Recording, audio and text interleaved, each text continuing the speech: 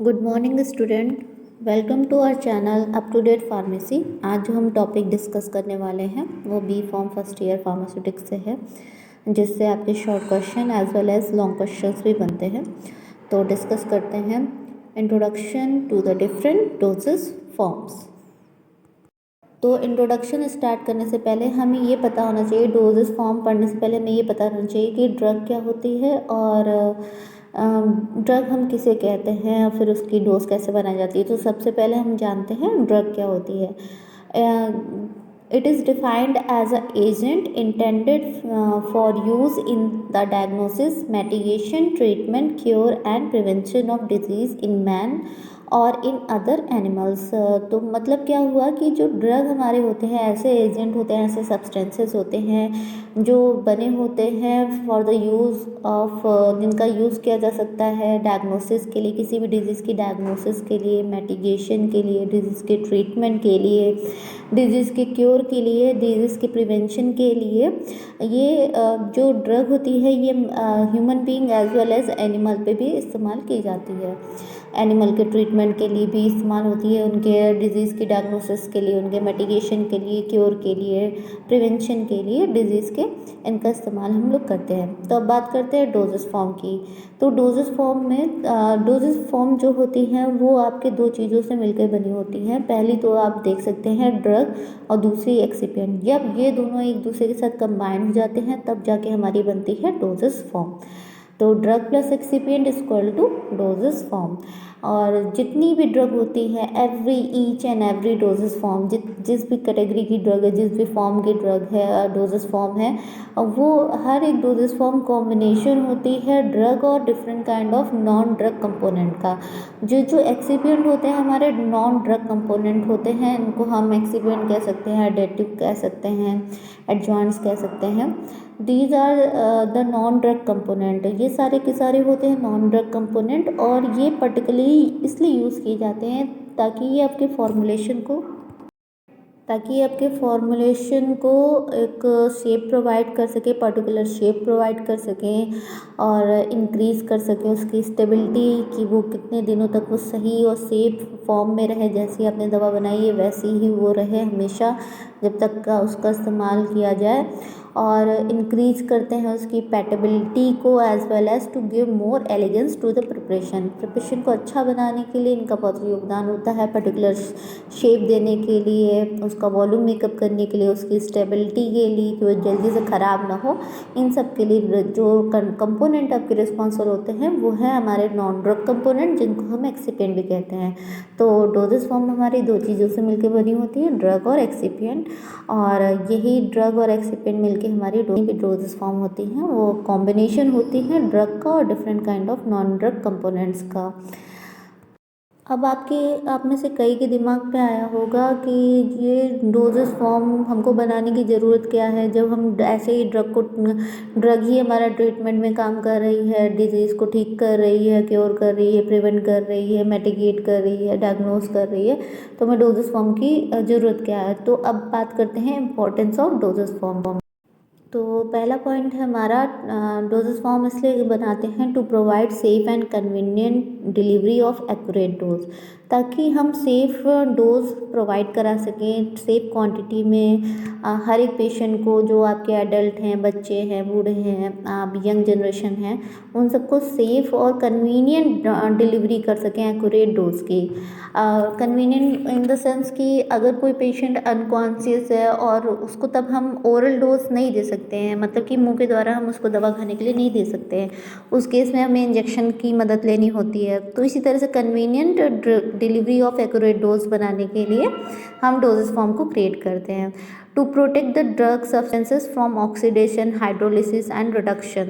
जैसे कि हमारे जो डोजेस फॉर्म है, हमने डोजेस फॉर्म क्रिएट इसलिए करी, ड्रग हमारा जो है वो हो सकता है कि उसमें ऑक्सीडेशन हो जाए एनवायरनमेंट की वजह से, कुछ केमिकल्स, या फिर हम अगर ठीक से उसको प्रोटेक्टेड फॉर्म में या डोज में कन्वर्ट ना करें तो, और हाइड्रोलिसिस और रिडक्शन को अवॉइड करने के लिए भी हम डोजेस फॉर्म क्रिएट करते हैं। जैसे टैबलेट्स हो गए तो के टैबलेट को हम कोड कर देते हैं, और एम्प्यूल्स हैं तो हमारे उनको हम सील्ड कर देते हैं, हम उनको ऐसे खुला नहीं छोड़ते हैं। खुला छोड़ेंगे तो क्या होगा कि उसमें ऑक्सीडेशन, हाइड्रोलिसिस या फिर रिडक्शन हो सकता है, तो इस वजह से हम उनको सील कर देते हैं। तो ये दो एक एग्जाम्पल हैं आपके। फिर नेक्स्ट है हमारा to conceal the bitter, salty and obnoxious taste of odour of drug substances.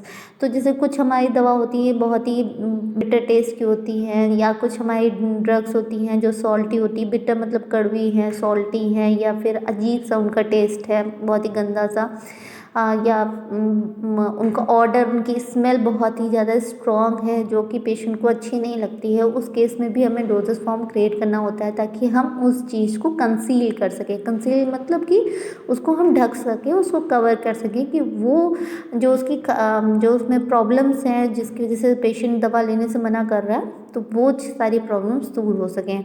तो जैसे कि हम कैप्सूल्स बना सकते हैं ऐसी ड्रग का जो बिटर टेस्ट हैं या सॉल्टी हैं, या फिर जिनका ऑर्डर अच्छा नहीं है, स्मेल अच्छी नहीं है। या फिर हम कर सकते हैं फ्लेवर सिरप बना सकते हैं, ताकि जैसे बच्चों के सिरप फ्लेवर्स आते हैं, उसमें कई सारे फ्लेवर्स के आते हैं, जैसे कि रसबेरी हो गया, ऑरेंज हो गया, तो जो अच्छे लगते हैं उनको।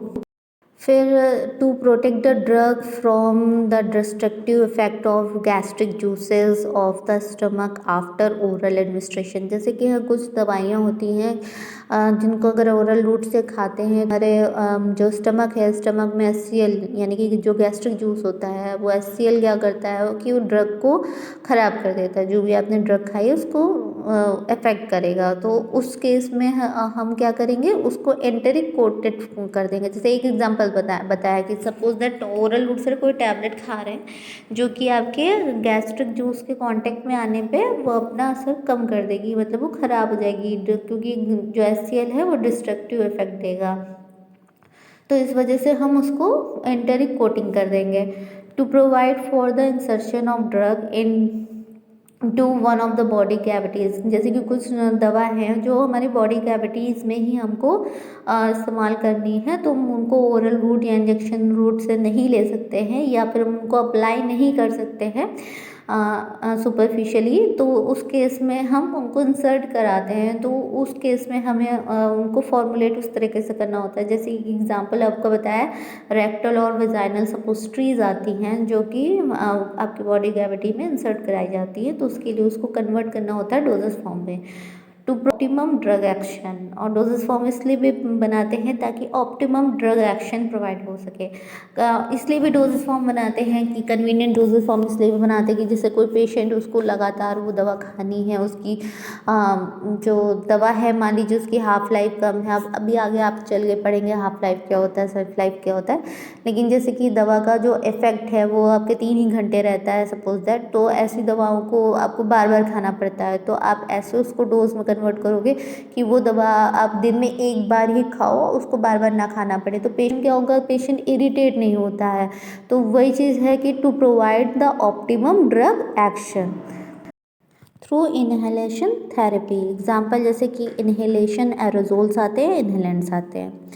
तो अब बात करते हैं हम डोजेस फॉर्म्स की, क्लासिफिकेशन ऑफ डोजेस फॉर्म की बात करते हैं। तो जैसे जो आपको दिखाई दे रहा होगा स्क्रीन पे कि डोजेस की होती है, पहली हमारी सॉलिड डोजेस फॉर्म है, दूसरी हमारी लिक्विड डोजेस फॉर्म है, तीसरी हमारी सेमी सॉलिड डोजेस फॉर्म है। तो जो हमारी सॉलिड डोजेस फॉर्म होती है ये सब डिवाइडेड होती है 2 पार्ट्स में।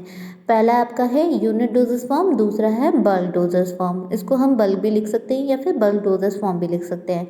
तो सॉलिड डोजेस फॉर्म आपकी सब डिवाइडेड, सब क्लासिफाइड है 2 टाइप्स में। पहला है आपकी यूनिट डोजेस फॉर्म, दूसरा है आपका बल्क डोजेस फॉर्म। तो यूनिट का मतलब होता है सिंगल यूनिट। सिंगल जब भी यूनिट की बात करेंगे तो सिंगल चीज़ की बात हो रही है। तो यूनिट डोजेस फॉर्म की आपकी ऐसी डोज जो आप सिंगल यूज़ के लिए भी आप उसको फॉर्मुलेट कराते हैं। तो जैसे कि आपकी हो गई टैबलेट आप एक खा सकते हो, 2 खानी हो 2 खा सकते हो, जैसे भी आपको खानी है। तो टैबलेट हो गई, कैप्सूल्स हो गए, पाउडर्स हो गए, पिल्स हो गए। अब बात करते हैं बल्क डोजेस फॉर्म की। तो bulk doses form comes under the solid doses form. और ये जो बल्क डोजेस फॉर्म होती हैं ये 2 टाइप के से डिवाइड करी जाती है। एक होता है इंटरनल, एक होता है एक्सटर्नल। जो बॉडी के अंदर जा रहे हैं उनको इंटरनल, और जो बॉडी के बाहर से अप्लाई हो रहे हैं हैं उनको बोलते हैं एक्सटर्नल। तो बॉडी के अंदर जाने वाले जो इंटरनल्स होते हैं, इंटरनल्स भी दो टाइप के होते हैं, एक आपके होते हैं फाइन पाउडर्स और दूसरे होते हैं ग्रैन्यूल्स या फिर एंड इफरवेसेंट ग्रैन्यूल्स। दो टाइप के ग्रैन्यूल्स हैं आपके, एक ग्रैन्यूल्स और एक होते हैं इफरवेसेंट ग्रैन्यूल्स। तो इफरवेसेंट ग्रैन्यूल्स उनको कहते हैं कि जो आपके जैसे आप वाटर में डालते हो तो वाटर में डालने के बाद में आपकी गैस को फॉर्म करें, बबल्स बनाए, जैसे कि आपका इनो हो गया, इनो को अगर आप पानी में डालोगे तो बबल्स बनते हैं, तो that is called effervescent granules.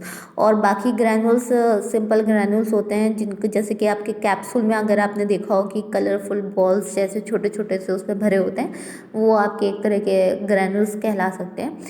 तो अब बात करते हैं बल्क की दूसरी कैटेगरी की, एक्सटर्नल यूज़ वाली। ये आते हैं डस्टिंग पाउडर, इंसफुलेशन, डेंटिफ्राइजेस, और डेंटिफ्राइजेस को आप टूथ पाउडर्स भी कह सकते हैं। और नेक्स्ट है आपका स्नफ्स।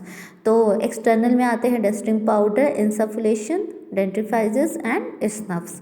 अब बात करते हैं लिक्विड डोजेस फॉर्म की। तो लिक्विड डोजेस फॉर्म आपके दो पार्ट में क्लासीफाई की गई, सब क्लासीफाई की गई है। पहला आपका है मोनोफेजिक, दूसरा है बाईफेजिक। मोनो का भी मतलब होता है सिंगल, फेज का मतलब फेजिक जुड़ा हुआ है, मोनो मतलब सिंगल, फेजिक मतलब एक फेज हो, और बाईफेजिक मतलब बाई का मतलब होता है दो, और मतलब मोर देन वन, और फेजिक का मतलब फेज से होता है। तो उसमें बाईफेजिक में दो फेजेस होती हैं और मोनोफेजिक में सिंगल फेज होती है। तो बात करेंगे मोनोफेजिक की। मोनोफेजिक को फिर से डिवाइड किया गया दो टाइप में, आपकी एक्सटर्नल और internal monophasic liquid dosage form. तो जो एक्सटर्नल है ये आपके बॉडी के बाहर से अप्लाई होते हैं, इंटरनली आप खाते हैं जिन दवाओं को, या फिर आपके बॉडी में किसी भी रूट से जा रही हैं तो उनको बोलते हैं इंटरनल।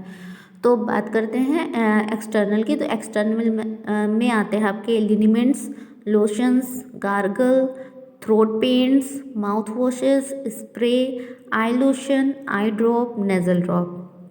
और इंटरनल में आते हैं आपके सिरप, एलेक्सर्स, टिंक्टर्स, ड्रॉप्स।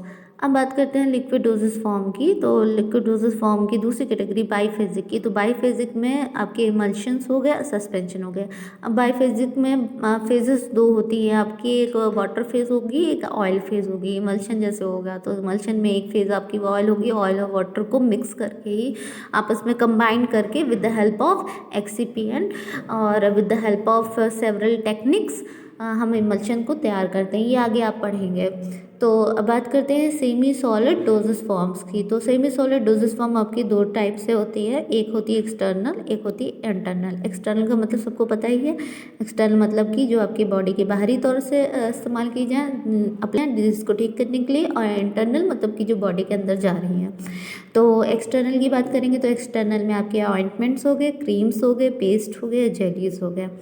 और इंटरनल की बात करेंगे तो सपोस्ट्रीज हो गए, पेस्ट्रीज हो गए। तो this is about doses form. ये क्लासिफिकेशन है आपका डोजेस फॉर्म में, और इसकी डिटेल भी कई बार पूछी जाती है, तो डिटेल मैंने अभी डिस्कस नहीं की है। तो अभी आपका सिर्फ मैंने डिस्कस किया है डोजेस फॉर्म क्या होती हैं और classification of doses form. Hope you like the video. Thank you.